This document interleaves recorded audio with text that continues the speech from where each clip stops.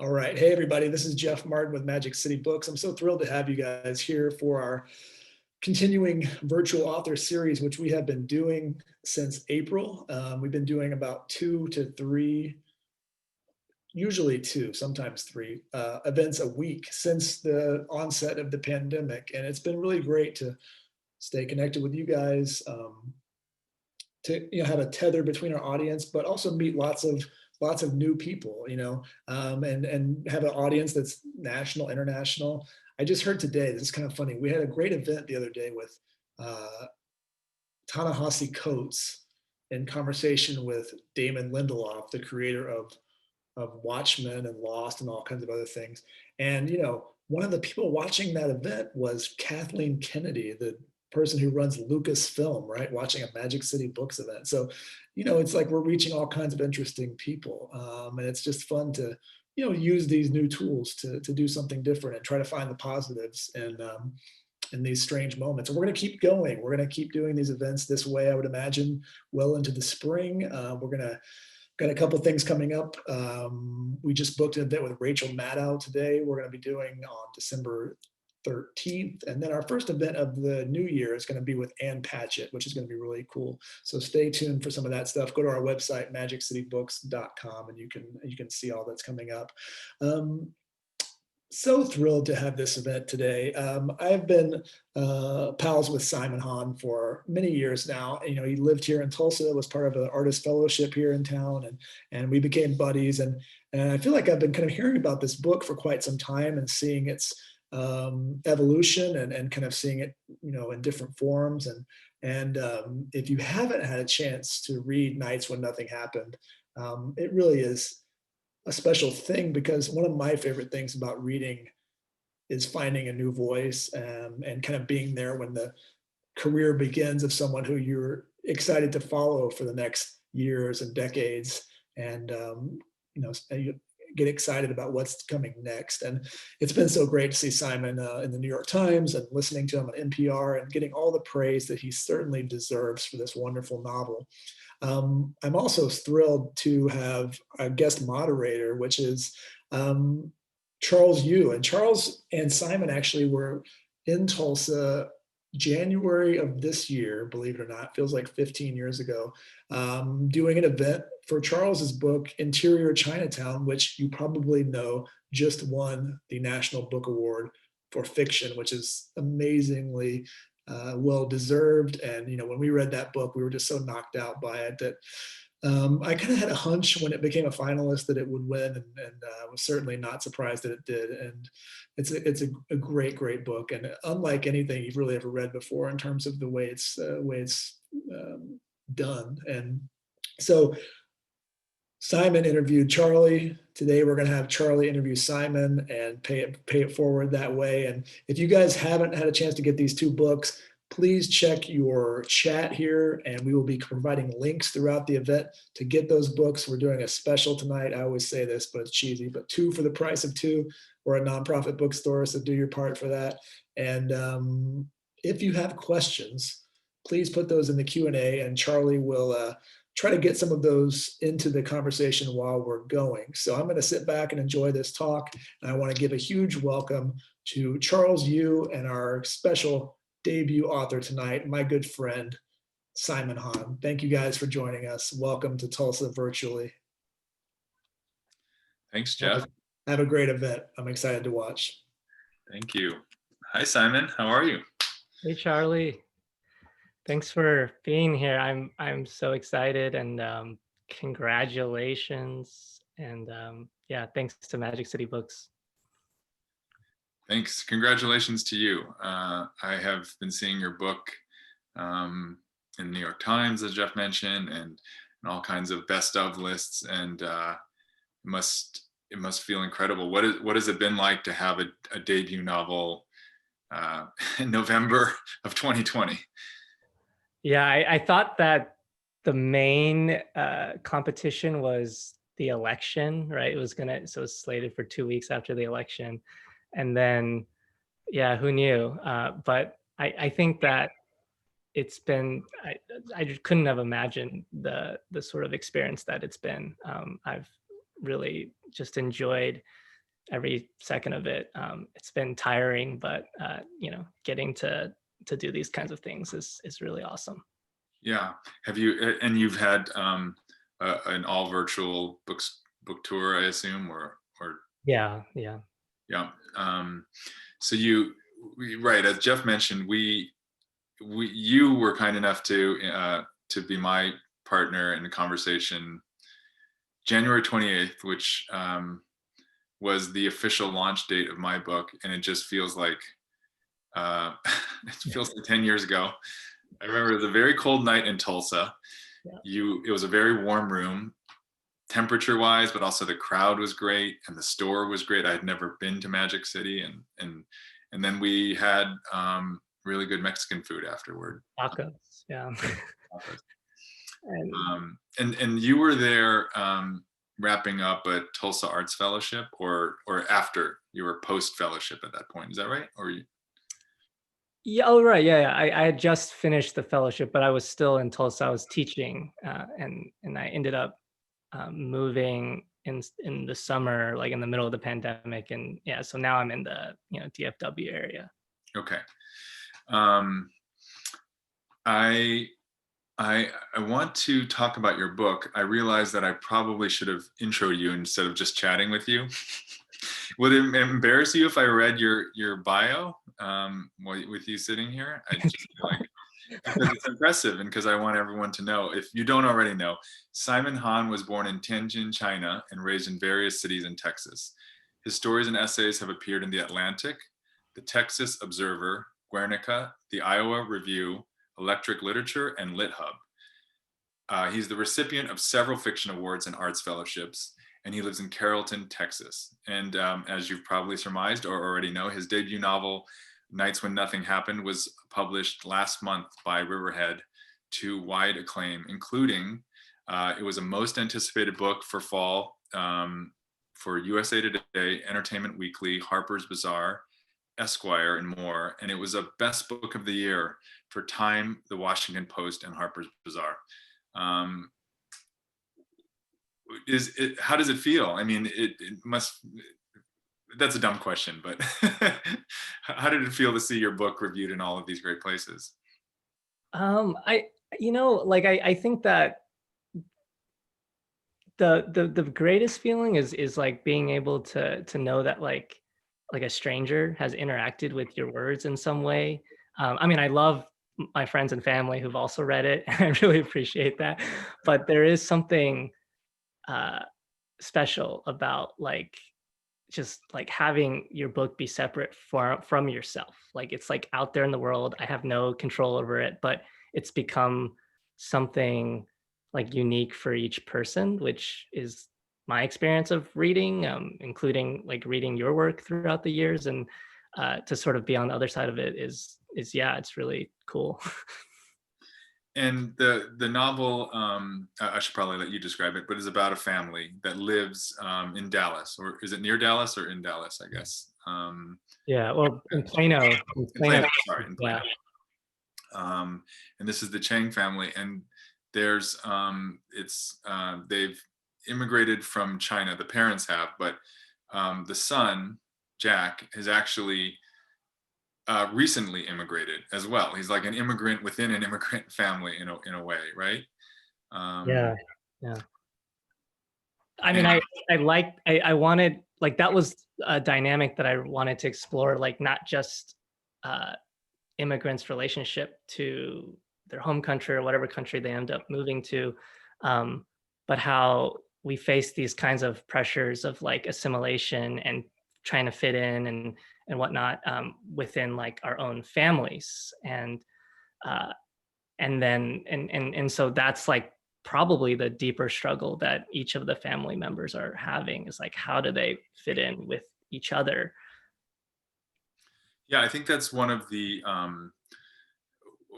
things that I really want to talk about at length, because your novel does a remarkable job of, I guess, investigating these kind of internal pressures in addition to the external pressures that the family feels trying to assimilate into a new country, into this community.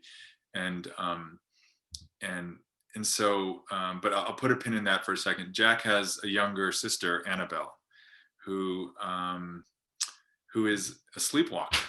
Is that right? Yeah. And the sleepwalking, you open the novel beautifully in that Jack is already concerned for her safety, and the sleepwalking. Can you talk a little bit about sleepwalking, and sort of and I think you maybe wanted to read a bit that might help give some context around this. Yeah. I mean, I guess I've always been interested in writing about like the different selves that someone can, like one person can inhabit, right? Like our past and present and future selves, and um, the selves that we were, like that Jack was in China versus the Jack that he was in America. But also like with sleepwalking, the kind of unconscious or conscious selves, like it freaks me out, honestly. Like this idea that your body could move somewhere and you would have no memory of it, or even no control of it. And yet that is you. It's coming from some part of you. And I think through sleepwalking, that was maybe a vehicle to explore these like bigger questions of like just how difficult it is to know yourself or another person fully. I mean, it seems like a basic thing, but it's really impossible to know someone entirely. And I think all the characters in the novel are grappling with that. So yeah, I can read a little bit about the sleepwalking to to give us. Yeah. Okay. All right. So this is fairly early in the novel, and Annabel, the little girl in the family, she has sleepwalked outside in her glow in the dark slippers, and Jack, her older brother, is trying to find her. A car passed on Main Street, its headlights flashing through the fence and illuminating the leaves floating in the pool. His sister could be drifting toward this vacant stretch of road where high schoolers tore through in trucks with wheels bigger than her, blazing a shortcut out to Sheridan. He followed the path he imagined her taking, between houses and down alleyways, until he reached the sewage creek that cut through the community. During the summer, he remembered, the feet and underside of a duck had bobbed there for days. On the grass that sloped up from the creek, he spotted the glow of the other slipper. His sister stood a few yards away on the bridge that overlooked the creek. Under a towering steel streetlight, she swayed slightly. Her head was lifted, and a white glow bloomed from her neck up to the stretch of baby fat under her chin. Her eyes were closed, as if she were basking in the pool of light. If Jack did not know better, he would have thought a spaceship had beamed her down to earth. He sidled beside her, a slipper in each hand. He was Annabel's protector, but sometimes he did not know what to do with his hands. Hear me in there? Knock, knock. Annabel blinked. You found me, Daddy. A few dead crickets still clung to the lamp.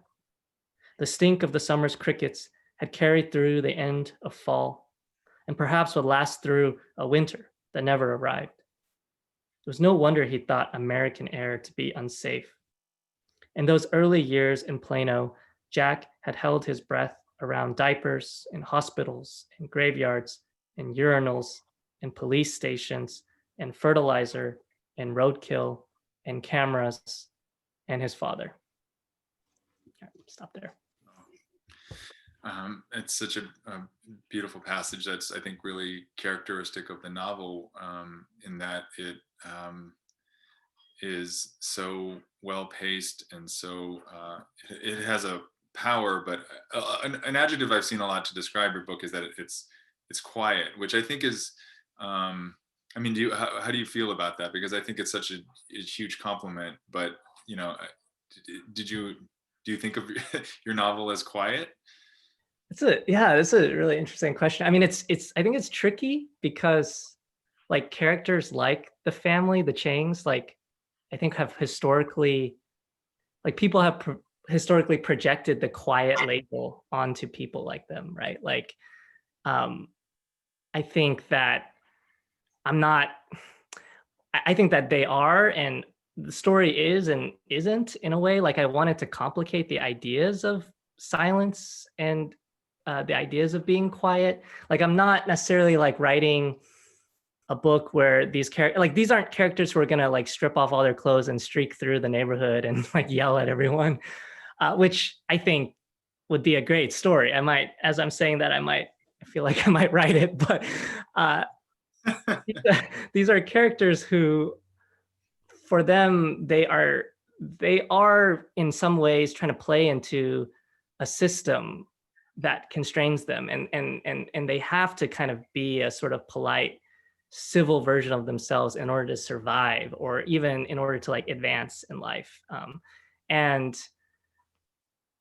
I wanted to play with those ideas of, you know, who these people really were, and to kind of explore, you know, silences that could be super loud in some ways, or absences that could feel really present, you know. And in that way, like if that worked, and then, and if that's kind of what the quiet means, then I yeah, like I'm all for it. But it is very, yeah, it's tricky. I tend to gravitate towards books like that too, so I guess I wrote one too. No, I think I love the way you described it. I think that, to me, even the title itself has this, you know, rich kind of layering of nights when nothing happened, and it's and it's a really devastating and powerful book emotionally, and the quiet is not, you know, a term that I would have, you know, necessarily thought of first. It's that it's internal, and that there's, you know, a lot of really sort of invisible dynamics that are going on. In terms of Jack and Annabelle's parents, they've also have pressures on themselves economically. They have aspirations. They have, you know, pressures within their marriage. Could you talk a little bit about that, their relationship, and how you thought about writing those characters? Yeah. Yeah, I think so Patty, the mother, and Liang, the father, they met in China, and they met coming from very different circumstances. Liang grew up in the countryside, without a mother, or at least for most of his life, and then with a father who's a drunk and who sort of was constantly telling him stories, but kind of distorting his sense of reality. So he's just coming from like very unstable footing when he meets Patty, who is like much more assured of herself, and she kind of has to be, because she's like incredibly ambitious. She is the only woman in her physics department. She has to kind of be a quote unquote excellent, in order to like be taken seriously. And so she's doing that as a way, again, of like survival. But yeah, when the two sort of meet, I think it creates, they are almost perfect for each other, but also it creates a huge tension when, you know, even from the before they got married, and before they immigrated, but then after, when they came to America, they had to sort of navigate their new roles in American society, and none of those roles feel very stable, I guess. And yeah, I mean, it's hard to sort of boil it down, but I think that that's where they are when the book begins. There's certainly love between them, but they don't know each other, and they don't know who they've become. Um, I see a question in the Q&A here that I think maybe is an interesting bridge off of what you were just speaking about, Simon. Cassidy asks, Simon, was it your initial impulse to write from several different POVs within the family, or did you later incorporate different perspectives? Yeah. Thanks, Cassidy, and hi, Cassidy. And yeah, well, no. Initially, the book was a short story, and it was just Jack's point of view. But I like was interested in the alternating perspectives because I felt like the book was trying to be about how the characters relate to one another. Like Jack, for example, his sense of self really depends on like who he is in relation to his sister, to his mother, to his father. Like he's so much trying to navigate like his sense of belonging within this family unit. And so it just made sense to me that I would then move to each person's point of view. Like the writer Gish Jen kind of talks about like the difference between like an independent narrative versus like an interdependent narrative, which is the interdependent narrative is the one where it really relies on context and relationships and how people relate to other people and their environment. And that's the kind of book I wanted to write. So that's where the perspectives came from. Yeah, that's really interesting. It's also I'm going to give myself 1 point for I don't know if I knew this, maybe, so I shouldn't give myself a point, but I would have guessed that Jack was the first point of view that it started. I mean, maybe that's not that big a guess, but so you wrote it as a short story, and then later on decided there's more here, or you felt like you had to revisit this, and there was a lot more to be said. Yeah, the story sort of felt like a kind of prologue to the bigger questions of the novel. I mean, I liked the story, but it was the story I needed to write to understand the characters. And then once I did that, I felt more confident tackling a much longer project. But that's not always the case. Sometimes I think stories just should be stories, and I love writing short stories too. But this one just kind of demanded to be longer. Right. Mina in the chat is vehemently affirming your answer about how quiet as a label has been historically projected on families like the Chengs, and I think you nailed it in your answer. I have so and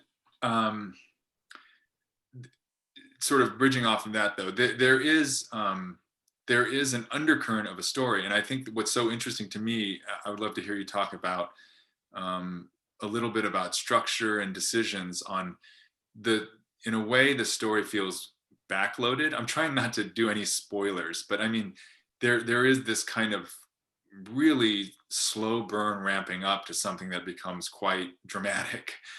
So in addition to the gorgeous writing, I think it accretes into something. The story does build to. I'm trying to fumble so I don't say anything that you don't want me to say about.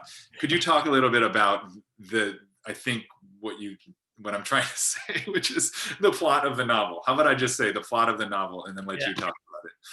Yeah. Yeah, it's like I think that might have been the hardest thing to figure out because the book started as a short story. It had this the story had this whole arc, right? And initially that was like the arc of the first chapter. Like the story was just the first chapter of the novel. And I think when I was like trying to move on from there, like I just found myself not knowing, like I kept trying to escalate the action because they had already gotten so far in the first chapter, and I had to just keep pushing the envelope or something. And I just like that just wasn't those aren't really my impulses as a writer, and it wasn't, I think, where the story needed to go.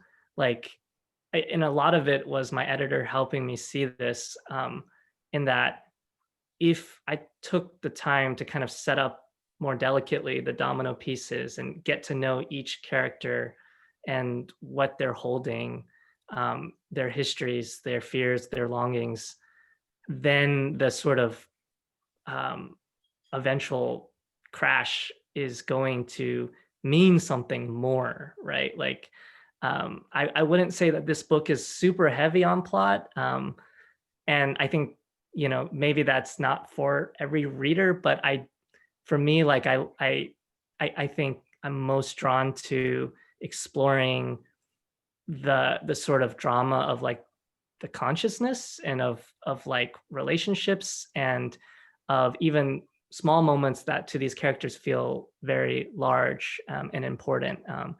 And so part of that was like just taking time to do that.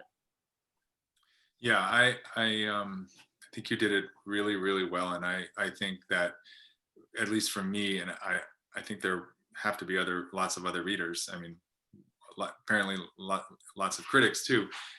I love books, where you know the focus, where the title is "Nights When Nothing Happened," and it really, you're in the consciousness of these characters, and it's a really hard thing to do, and you really did it well. You mentioned working with your editor. I'd love to hear you, talk a bit about the process, of like, when did you start the book versus the story, and how long did it take you to write it? Yeah, so I think I started the very first draft of the story around like 2014-ish. So like from beginning to end is about 6 years. But I mean, so much of that was revision. I revised it for a full year with my agent before we sent it out, and then with my editor, we revised it another year, which was absolutely necessary, but at times excruciating to think about. Um, like just because it's I was so excited to have a book come out in the world, but you only get one shot at it. So, I mean, like when a book comes out. So, um, I, I think it was all important because, um, for me, I didn't outline or do much of that. Like writing the drafts was my process of discovering the characters. And I think the more time I spent on these characters, the more sort of complicated and almost like contradictory they became. Like they sort of demanded like a kind of messiness in the narrative that felt exciting, but also much harder to write. So it just sort of demanded patience. You, when you were working on it,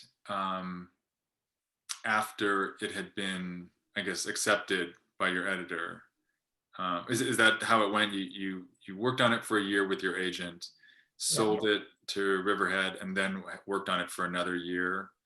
And did you have a publication date already, or was it sort of like in this limbo? I'm asking also just out of personal curiosity, because Yeah. Yeah, there wasn't, no, yeah, for a while there wasn't a publication date. Um, and yeah, so it was, I mean, I knew it was going to happen. Well, right. theoretically it was going to happen. I have to admit that there's a little part of me that was worried that it wasn't going to happen. Just because I'm, like anxious person sometimes. There's nothing like my publisher did to make me think that. They were incredibly supportive and encouraging, but it was, as a first time writer, you always, you just don't know nothing. You can't take anything for granted. Um, but yeah, it was just a long but important process. And you were in Tulsa for at least part of this process, or all of it? Were you? Yeah, I mean, I was in Tulsa for the past 3 years. I just left. So for mostly all of it. Kind of, it was kind of wonderful. I was in the McDowell residency in New Hampshire, in the woods of New Hampshire, um, when the book was on submission. So, and the cell phone service is pretty bad there, and so I got like a lot of emails that like there was some interest, and then I had trouble like actually connecting to my editor with a phone call, but we eventually were able to talk. And so I found out that I got a book deal when I was surrounded by all these other writers, which was really cool because I felt like, like they just immediately got it, and it was just like a nice kind of time, and makes me miss going to residencies a lot right now. I love that story. I love the story of getting, getting to hear about that moment when somebody sells a book. That's just so great.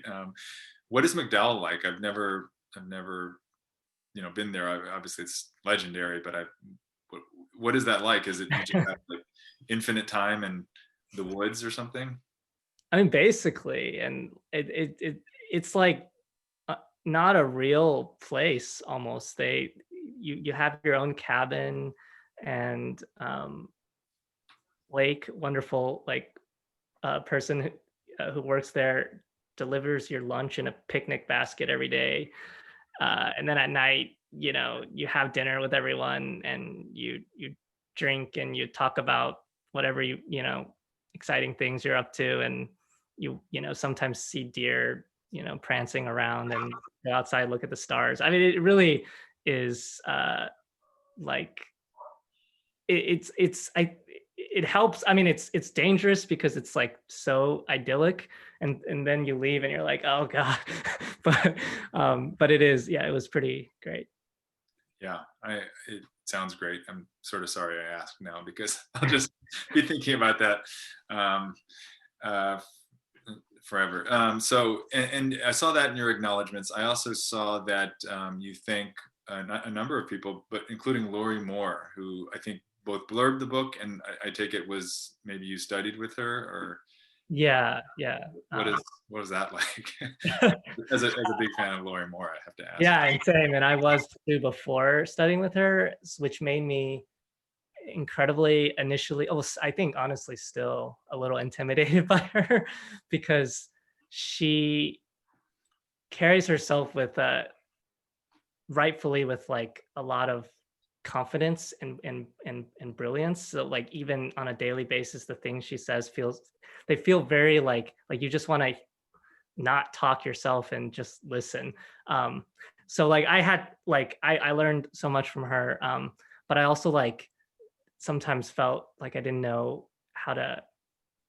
Yeah, like for example, I couldn't even call her Lori at first. I had to like call her Lori Moore. Like I'd be like, like Lori Moore, did you receive my email?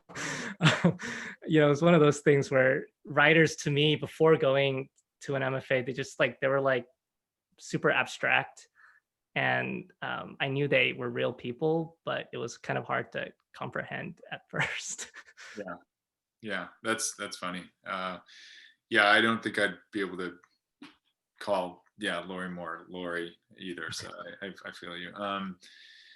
We're getting quite a few questions popping up, which is nice to see, and I will get to them. But I wanted to selfishly just ask at least one more thing off my list, and then, but one of the things that it feels like that I took away from the book really was there's a kind of misunderstanding, or in the most sort of almost tragic way, of like if these people could just communicate what's in their heart, or even if I wonder if you could talk about a little bit about that, if I haven't really formulated a question, I'm just kind of lobbing a word at you, but but a misunderstanding is kind of at the center of the story in some ways, but I feel like it's all through the book in many ways. Does that resonate at all? Yeah, absolutely. I think that in order to make that misunderstanding meaningful, it has to come. I think I wanted the characters all to come from a place of love, even though they're like hurting each other through this misunderstanding. So like the family at the center of the novel, I think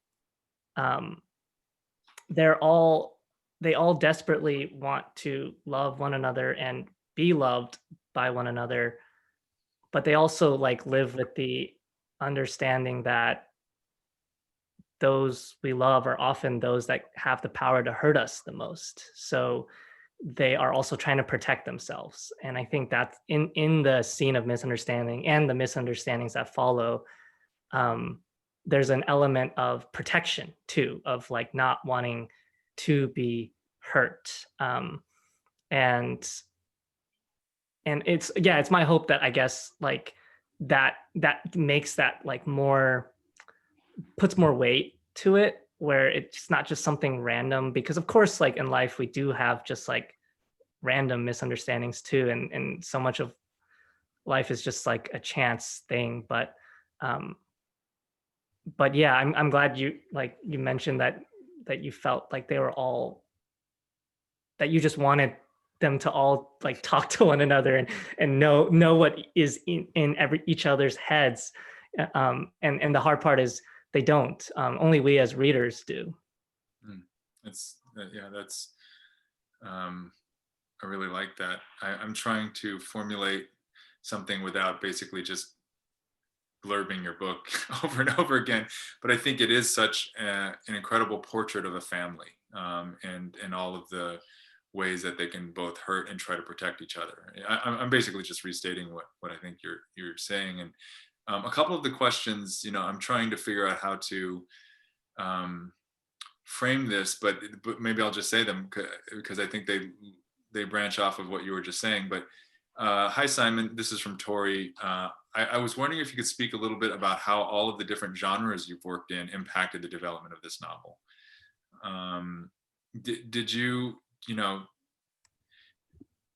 yeah, I'll just let Tori's question be Tori's question. Tori was a student of mine, so thanks for asking that. I guess I'm not sure if you mean like genres of like writing, like nonfiction or poetry, or like genres of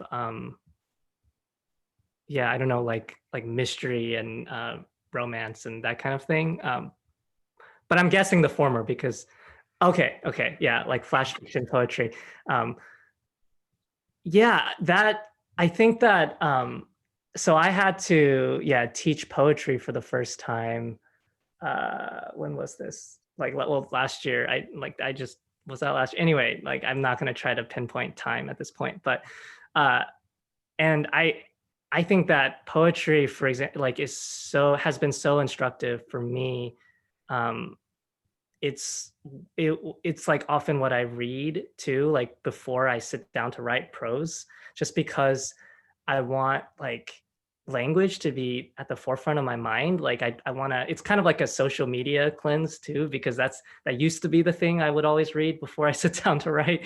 And I think that the attention to the sentence, and to all the different, to like trust where like the sentence can take you, the way that good poetry often feels that in that way. Like I have definitely brought that hopefully to writing fiction. And then in the process of writing this novel, because it took 6 years, I did, write other stuff. I wrote like short stories, and I started writing more very short stories, like flash fiction, mainly because I just wanted to finish something. But I also fell in love with that too, because it just allowed for more room for experimentation, and it gave me permission to try things out that I may not have been brave enough to try in a novel. But then realizing that I could do it in flash fiction, I could sort of imagine ways in which it could also work in the novel, even though the two forms are very different. So yeah, I mean, I feel like it's been very helpful for me to read outside of just novels, and to just read widely. Did you during the years that you were working on it, so you wrote and finished other things during the life cycle of this novel still being gestated, I guess.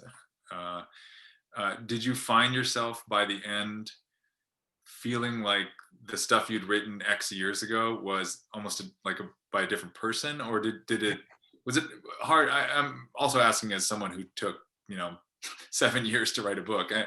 And I don't mean to make it a leading question, but I mean, did it feel like you were in the lab for for the years that you were writing this, that you kind of ever looked at and went, wow, like that was a different Simon?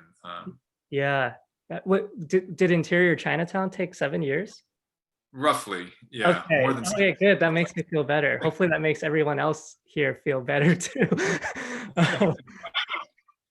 Yeah, definitely. I think that when I sat down to write this book in the beginning, I was absolutely a different person.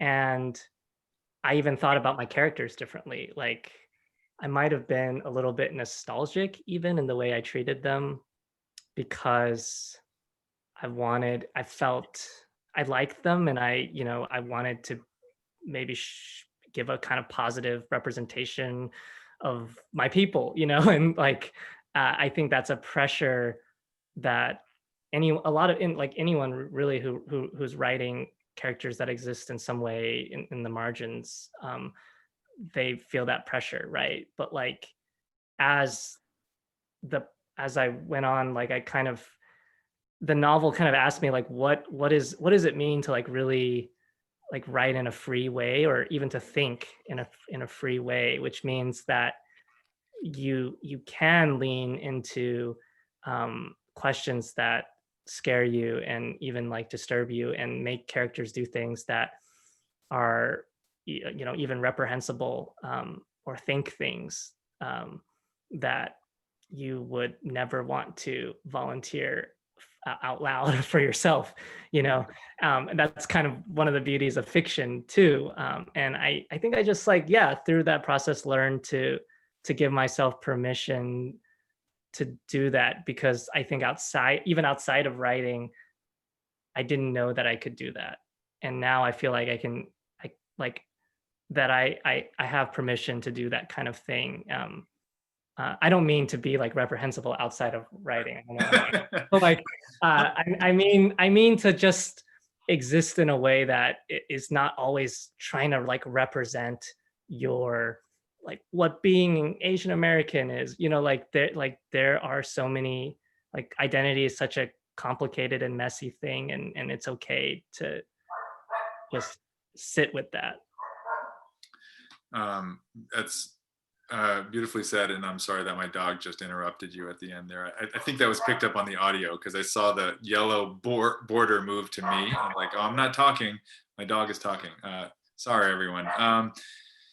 I think you talked about permission. I think that's such an interesting word and framework for looking at it, and I wonder also as an Asian American, whether or not it feels like sometimes that permission is a sort of self-imposed requirement, or if not self-imposed, then if it's what's the source of that, Yeah. that kind of way of thinking about it, if that makes sense. Right. Yeah. And yeah, when I say permission, I'm not actually looking for permission from anyone in particular. I think it's giving yourself a kind of permission, which is to just say like that, that you can sort of chase your own impulses, and even if they feel outside of what uh, publishing or society sort of seems to think is the right way of doing things. And I mean, I just look to your work, for example. I mean, you certainly like gave yourself permission to do so many wild things in every book of yours, right? Like, so that's been like super inspiring to see.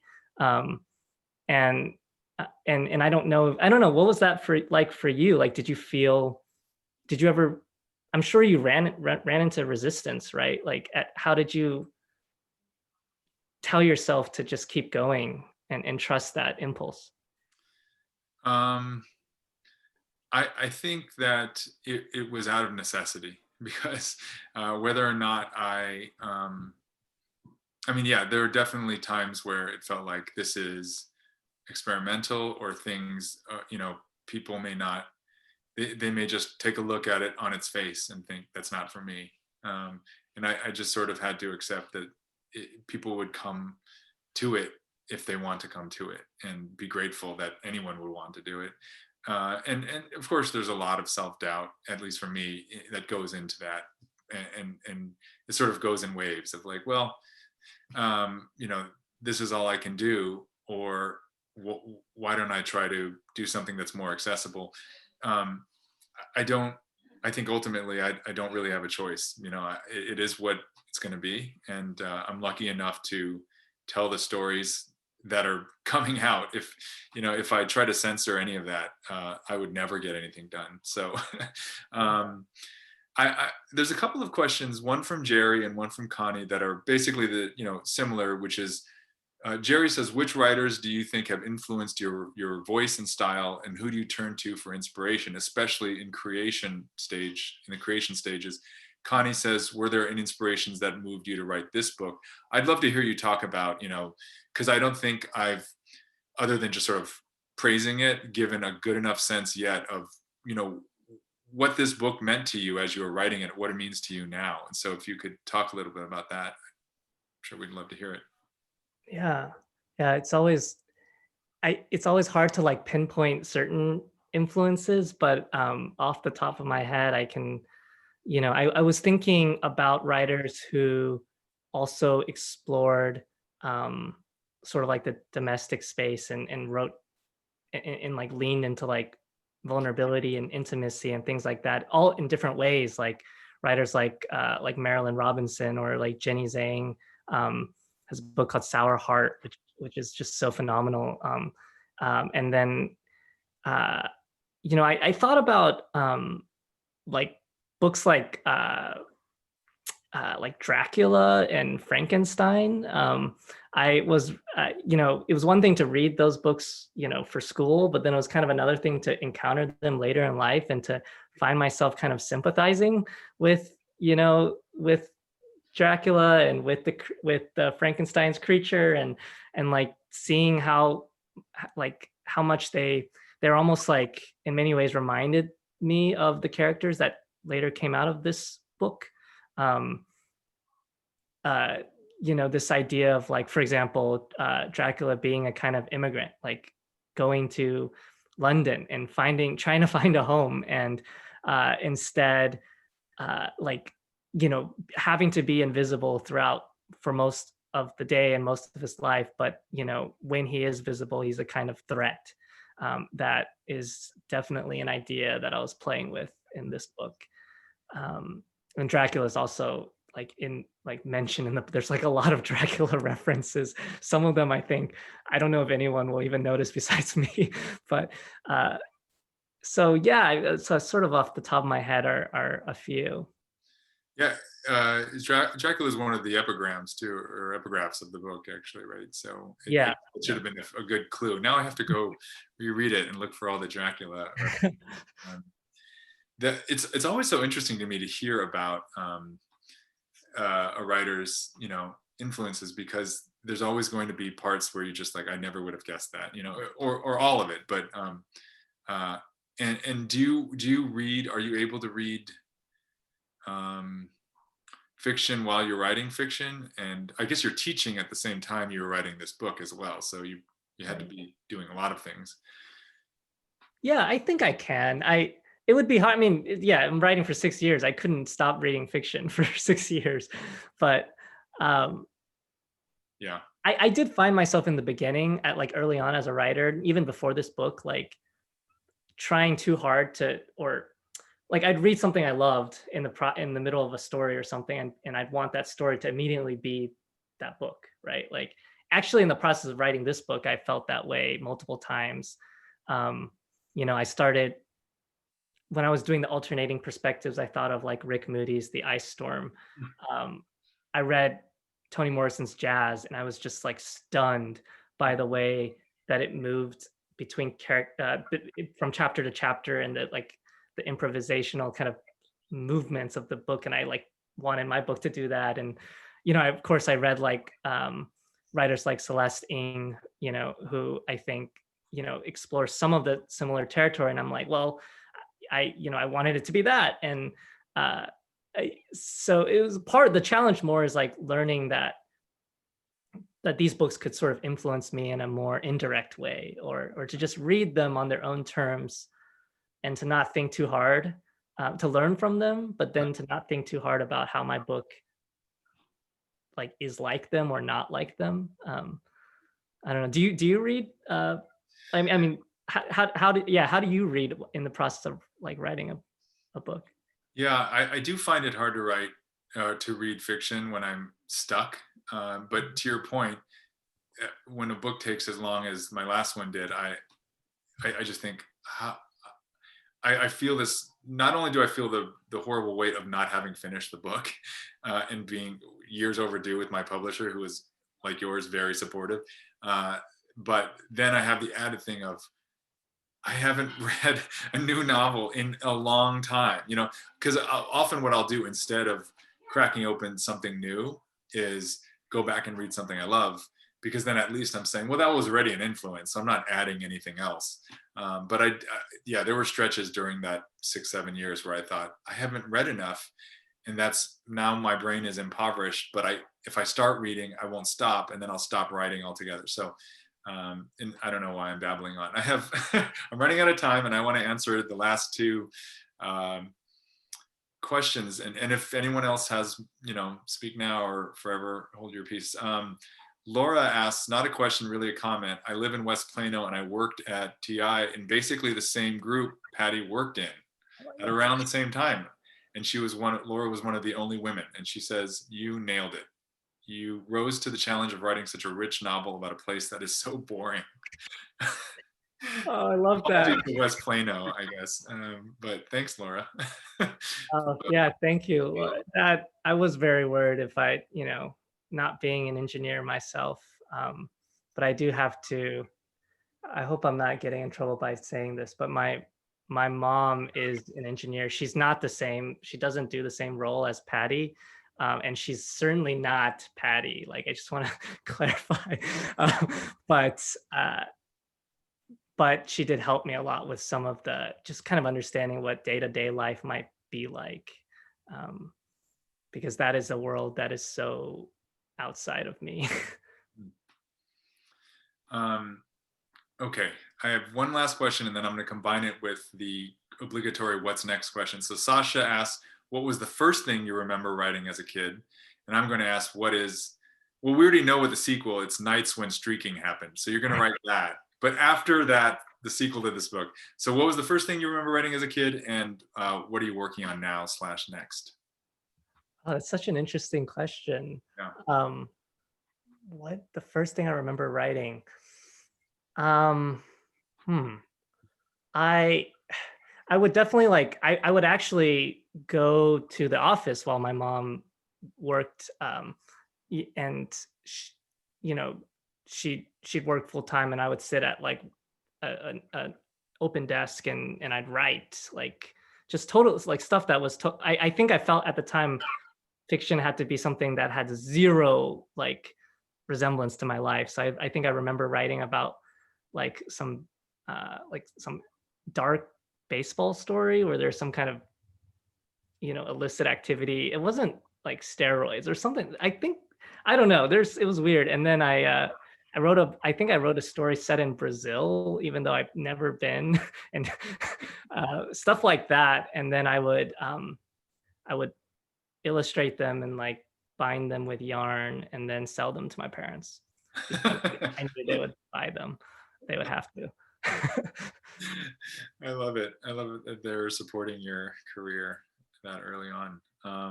Okay, and then And do you have another book in the works, or are you stories? What's the next Simon Hahn thing?